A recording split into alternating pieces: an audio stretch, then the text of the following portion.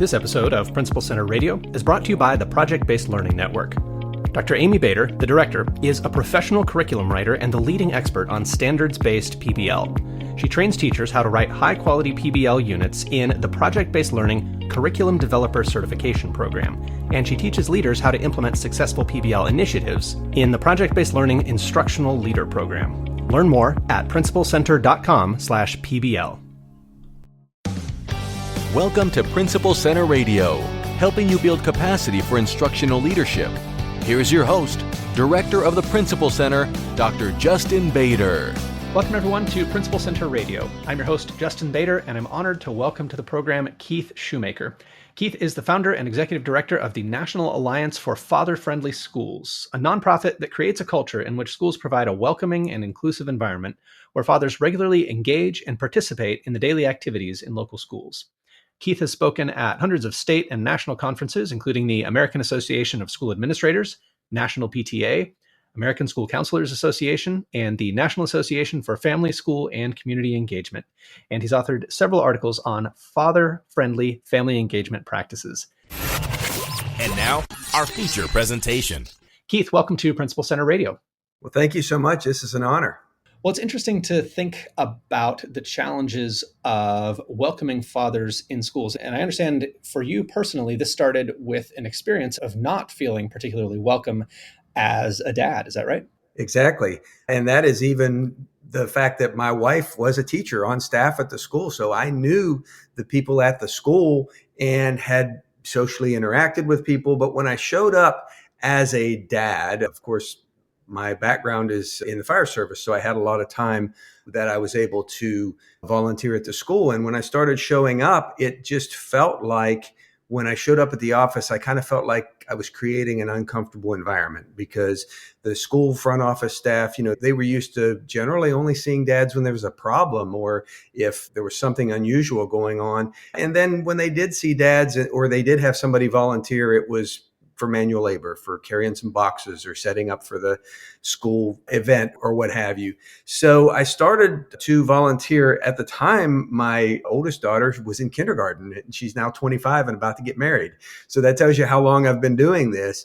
But when I showed up in the classroom, the parapro, the teacher's assistant, whatever, that we called them parapros in that district, she just mentioned to me one day, she said, "It's just different when you're here."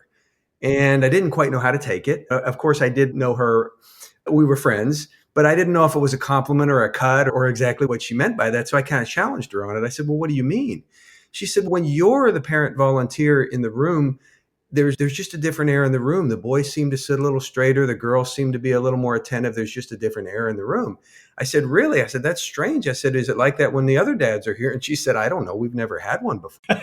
And I looked around and I realized that at that school at that time, even the custodian was a female.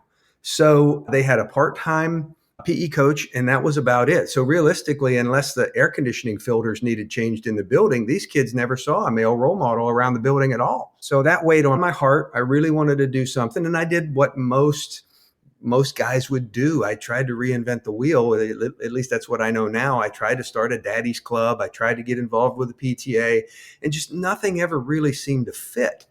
And it was almost 2 years later, I saw a news story on ABC World News Tonight about a program that I've worked with for a while and I now partner with, known as Watchdogs. And they were working with a school in, I remember to this day, Olathe, Kansas.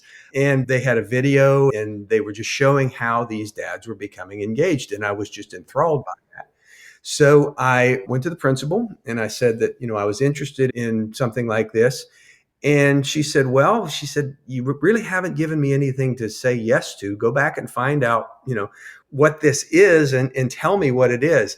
Well, that principal, who was not my boss, was my wife's boss, has been one of my most awesome mentors to this day. I still keep in touch with her, but she really kind of pointed me in the right direction. So I Googled Watchdogs. I looked it up. I found out a little bit about it, called them, got some information, came back to her, sat down, gave her a short presentation, and we decided to go through the training together.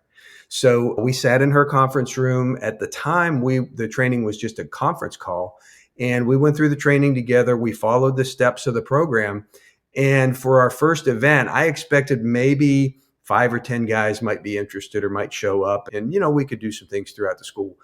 Well, I had 285 RSVPs, and I was kind of shocked. I was worried because now not only do I have to feed 285 guys, but their kids as well. And it's a pizza night as their launch event.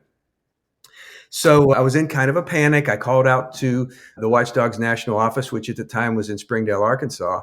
And it just so happened that the executive director answered the phone. And he and I sat and talked for about 2.5 hours. Don't really know why to this day still, but he decided that he wanted to not only support our program at our school, but he wanted to come out and meet me. And he booked a flight and flew from Kansas City to Atlanta to come meet me and support our event. Now that never happens. There's just not the bandwidth to be able to do that. But he and I connected. He really loved what I did. And just like any school volunteer that actually steps up to do anything, one day I'm the school leader, the next day I'm the county leader, the next day I'm the state leader. And then eventually I was hired as a national coordinator with that program and had a great 10-year run with them. The plan actually was for me to go full time when I retired from the fire department, but that just logistically couldn't happen. But we had always worked side by side with another program that has a very similar goal called All Pro Dad, which had started at about the same time. Both of the programs have been now up and running for close to 27 years. That program was started by Tony Dungy many, many years ago. So I flipped over to that program. I like to say I just got traded from one team to the other, playing the same position, wearing a different uniform. Love that program. It's a very, very good, strong program. And I was with them for 5 years. So a year ago in November, I stepped away and said, I really kind of want to be an independent to be able to talk to schools, talk to school principals, find out what their goals are, see what they want to do. And then with my experience in these two programs, plus all the other programs I've worked side by side with over the years, be able to guide a principal to the right program that's going to lead them to the goals that they want, whether it's a fully functional, highly engaged program like Watchdogs, or if it's just getting them in the door and making those community connections like All Pro Dad, or if it's a regional program. I know several regional programs that do the same thing. So that's my story. Keith, I wonder if we could next talk about some of the factors that make all of this difficult, that make this something that doesn't just happen by default. And as a former elementary school principal, I concur precisely with your view of the situation, that it is rare for dads to get involved. It can even feel strange for dads to get involved. And, certainly we struggle to hire male staff. Most elementary schools are probably 90% female in terms of staffing. And, dads of young kids tend to be working most of the time. And it is rare that we have people show up and offer to get involved. And we certainly don't often think about how to be proactive about encouraging that type of involvement. So with all that in mind, with this, somewhat challenging landscape of, maybe not having a ton of dads who are available to get involved or who are aware that they could be involved and not really knowing what to do, what are some good starting points for schools that don't want to turn dads away and want to become more welcoming to their involvement? Well, Justin, I love your line of thinking there. And realistically, what the first thing we need to do is we need to go back and examine American culture. And if you think about your own educational experience, and pretty much everybody's educational experience is, particularly at the elementary level, that is a very maternal focused environment. And our memory is that school was the generally female teachers. We do, as you said, we do try to get some male teachers in there, but they're having to carry the load for all the guys when they're in there. We also look at parent volunteering. Traditionally and culturally, it's been the moms. We go back to 1897 when what we now know as the PTA was organized as the National Congress of Mothers. We need to understand that when we look at American culture, it is just seen as that school is mom's place, and dad often feels that like they're not welcome. I've several dads told me that, I'm only allowed to go there when I'm voluntold. And getting to understand that we need to change that culture. And until we have administrators that are willing to intentionally invite the dads by name, we're continually not going to see that, because what happens is when I talk to a school administrator, I say, how do you communicate with the families in your school community? And of course, the answer is always we communicate with the primary caregiver. Either it's through email or peach jar or whatever the technology is. That message and that communication is still mainly going to a maternal figure. It primarily mom, grandmother, auntie, somebody like that. So when that messaging is going out and they think they're communicating with the quote unquote family, they need to understand they're really not. And it even goes down to, even when we do get some of the dads involved and we look at those email lists, I always, when I'm working with a school, I'm saying, let's take a look at that email list, because you're, in a lot of cases, you're going to have dad's name, but very clearly mom's email address. So understanding who it is that you're communicating with, when we send out a survey, and I have people I ask all the time, what is it, how is it that you gauge your communications with your school community? How is it that you make these communications? How is it that you judge how you're doing? They always come back and they say, well, we did a survey. Well, I have 4 questions that I always come back with. Number 1 is, who did you send the survey to? Who responded to that survey? Think about who this is going to be now. Okay. So who was represented? And then the last question is, who never knew anything about the survey to even respond? So when you think about that, and I've talked to principals over the last 15 years, and time again, I hear, we've tried, we've just given up. And it's just the status quo. It's just the way it is. But when we look at things a little bit different, we change the messaging just a little bit, we have huge results. I'm doing a program here in the district where I live. We have 10 schools, 10 elementary schools in our school district, 9 of which opted in for the program. And they are seeing huge results. I had one school in the toughest part of town, had 200 dads show up. Our smallest, tiniest K through 8 school, only 400 students, had 30 guys show up, sign up. They're regularly volunteering in the classrooms. So it isn't that it's impossible. It's just we've got to break down that culture that we've seen over and over and over again. And I know people attribute this quote to Einstein, but I've never been able to prove that it was Einstein that said this. But if you keep doing the same things over and over again and expecting different results, it's just insane. So what we do through our organization and through the organizations we partner with is we help principals see past that vision of it's not possible. One of the things that the terminologies I use is after the donut, because I've had principals tell me, we tried, we did a donuts with dad, we had 300 guys show up, and then we never heard from them again. Well, there's a very good reason for that, because of all you're offering in family engagement to those fathers and father figures as a donut, the engagement is only going to last as long as the donut does. So if you want to figure out what you can do after the donut, it's important to have that engagement consistently throughout the school year, multiple opportunities to be engaged. It's not a one and done. It's you can volunteer anytime, or once a month, come in, have some engagement with our students. It has to be consistent. It has to be intentional. And when you do that, we see amazing results. Once again, we're getting ready to launch for the new school year. We're going to be doing all of the elementary schools in our school district where I live, and I'm partnering. I don't represent the district, but I'm partnering with them to be able to get this done. And then in the new school year, we're going to be launching programs in all of the middle and high schools. And that program is really showing some promise as well. So when it comes down to it, the first thing that we have to do is take our stereotypes, take our culture, take what we believe dads are and what they do, the belief that they're not there and that they're going away, put that away. Because the Census Bureau tells us that even though popular culture tells us dads are running away, dads are not here, so many students don't have dads, Census Bureau tells us almost 80% of men that are in that range of childbearing years are living with their children. So the numbers are improving, and those numbers are better than they were when I started this work 15 years ago. We're moving in the right direction.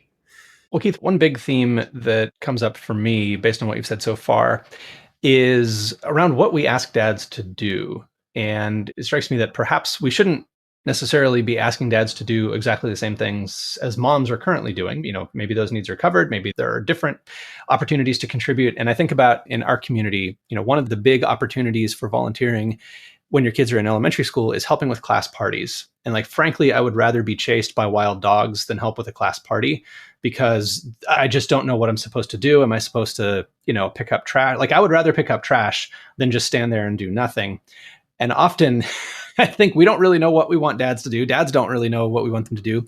And yet, I also think of situations where, a call went out. We need a bucket truck and some people who can weld and do concrete work to put up this new sign that was purchased for one of the athletic fields. I mean, there were 30 guys out there immediately helping with that because it was a specific ask, a literally concrete ask that drew on skills they knew they had, they could contribute, they could get it done. And it wasn't this kind of ambiguous, hey, can you stand around awkwardly while kids eat cookies?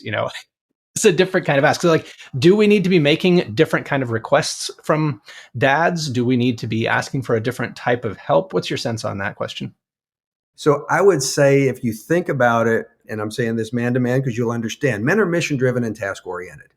So when you invite a dad, father figure, grandfather, uncle, I use the term dad very loosely, by the way. When you invite that father figure into the building, they're not going to just kind of wander around and fluff things here, like the moms do and find things to do. It's really got to be very specific and targeted. This is what I want. This is how you'll know you're done. And when you're done, have a nice day, and I'll let you know when I need something else. And that's where programs, particularly like Watchdogs, have been so successful over the years because it is a dedicated schedule all day long. And we try to tell the schools that the schools that work the guys the hardest are the ones that are the most successful. So like you said, a guy is not going to want to sit in the office all day long or sit in the library all day long or even play in the gym all day long like you would think a guy might want to. But when a dad gets a chance to sit in a classroom and support a teacher while a teacher is pulling students for whatever, reading to the students, or even working one-on-one with a student, obviously within the view of the staff member.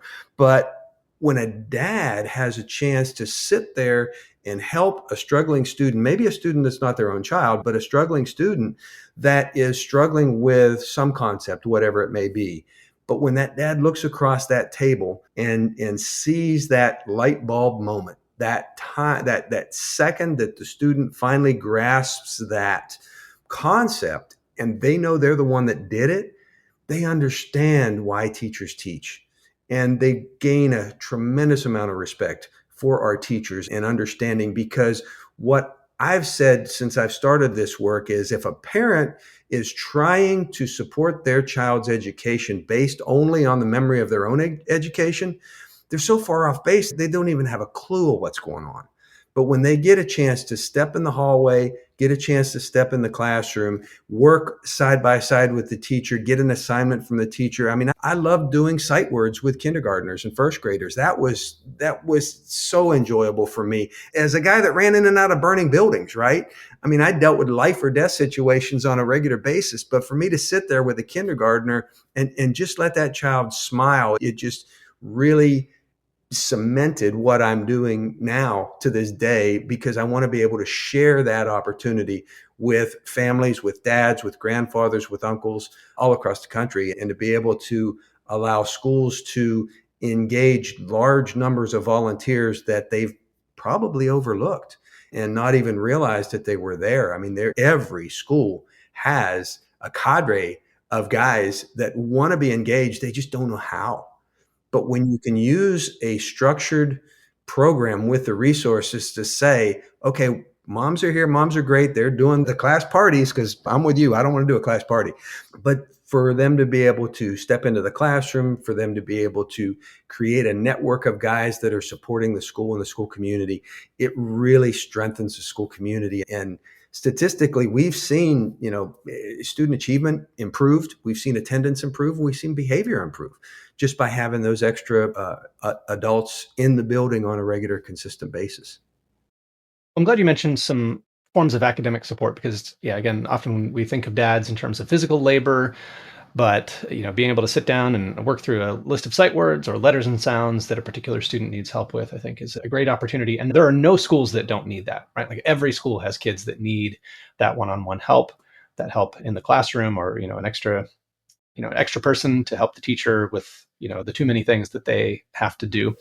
I want to mention just a simple example that every school across America could use. 1 week a year, we have a Read Across America week. That is a great opportunity when you're putting together your Read Across America week, volunteers and who you're reaching out to. Reach out to the dads, reach out to the local fire department, police department, get those male role models in the building. Because I tell you, if you can get a chance to have a dad, even if they're just coming in to sit down to read one book, that can change the dynamic of your school and of a family. And reaching out and engaging organizations that are in your community, I mean, it's part of their goal is to be engaged with the schools. I always said, as a retired fireman, I always say there's two houses in every community, and that's the schoolhouse and the firehouse, and they need to be connected. So this is great opportunities for you to be able to do that by something every school is going to be looking at. Keith, one issue I wanted to ask about, because I know this can be an awkward one for schools, is that if we ask for dads, we have to acknowledge that a lot of kids are not living with their dads. The person who plays a father figure role in their life may not be their actual dad.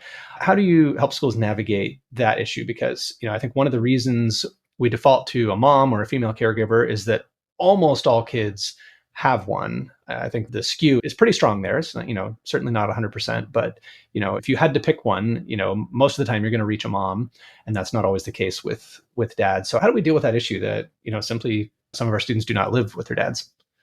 Well, one of the things that I suggest, particularly when I'm working with a principal, is that if you're, number one, as we said before, if you're going to engage this population, this group of people, you have to call them by name. You specifically have to say father figure, dad, something along that line. But the other thing that I tell them is that up front, from day one, when you are going to announce this to your school, to your students, that you're going to be doing something, you have to say that regardless of what your family structure looks like, you are absolutely welcome and included to bring whoever your family feels comfortable with. So it may be a grandfather, it may be an uncle, it may be a neighbor. One of the school districts I worked with, they even went as far as connecting students with staff at the central office who came to the event and sat with the student and stood up and said that they were proud of him.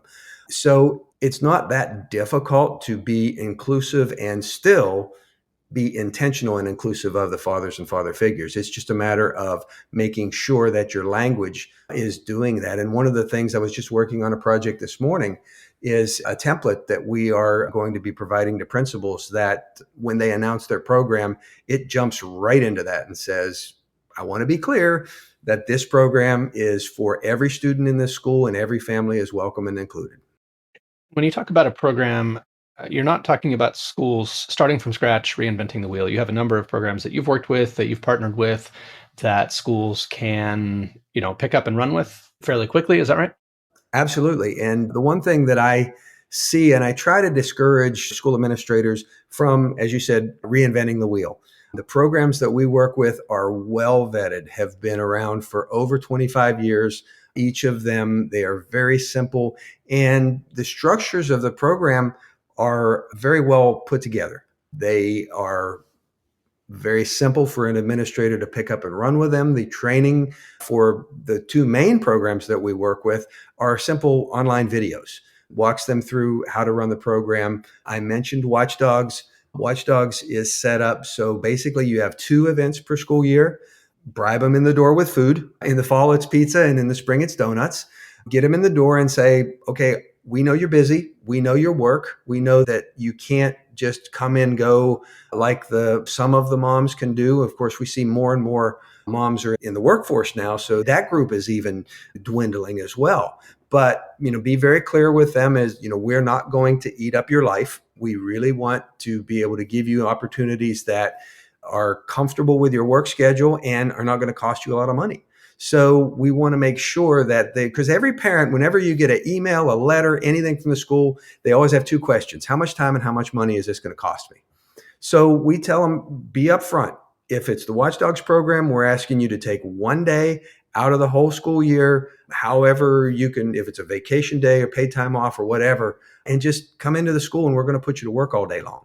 The All Pro Dad Chapters program is an excellent program. It has a very strong, robust curriculum. The idea behind that program is the fathers and father figures come once a month to the school before school and have a quick breakfast. We'd love to feed the world, but you got to figure out how you're going to get a muffin or whatever to them for that event.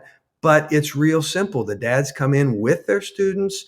Sometimes they bring students, friends or whatever, maybe if that student doesn't have a dad or whatever, but they sit there. The adult stands up and out loud and intentionally professes that they're proud of their student. And sometimes that is such a dramatic impact. Sometimes I've seen some big dudes, break down and cry because they didn't realize that they are not telling their child that they love them and support them and that they're proud of them enough. And it kind of changes the dynamic of the family. Then there's always a character topic. They walk through the character topic, see a short video, have a one-on-one conversation that's prompted by a discussion card. And then dad heads off to work. The student goes to class. And the other thing I like about that is 3 days later, the dad gets an email that reinforces whatever the character topic was. So it keeps that going. And as I said, the important thing is to be consistent throughout the school year. You can't just have a one and done event and then expect to maintain family engagement after that.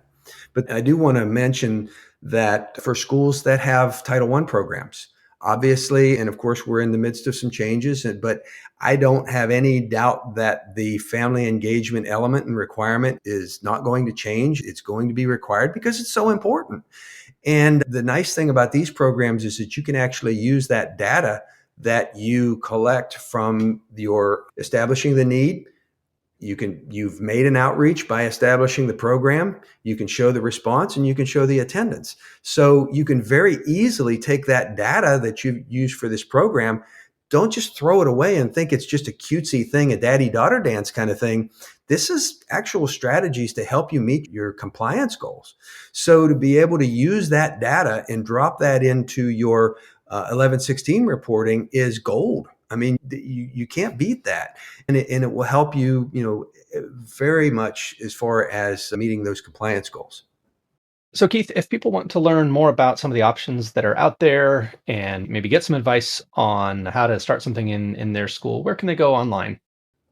Well, first of all, what I talk about, what I do, it doesn't matter what kind of school you're at. If you are at a public school, private school, charter school, overseas school, military school, we've worked with DoD schools. So if you are a school administrator and you are looking to get that level of engagement, the National Alliance for Father-Friendly Schools can help you. So go to our webpage, it's fatherfriendlyschools.org. You can also follow us on Facebook. We're actually going to be doing a little bit more. We're changing our dynamic, trying to do a little more videos as far as guidance and what you're doing. But let me tell you something, and I say this to any principal out there, you are not alone.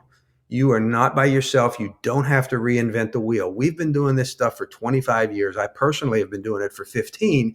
We can help you. It is really not that hard.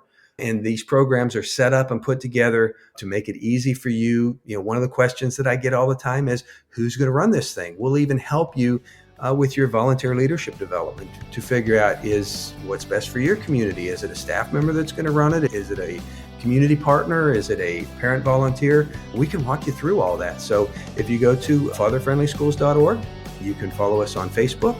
I believe we're actually doing Instagram now, or you can call me direct at area code 910-294-0332. That's 910-294-0332.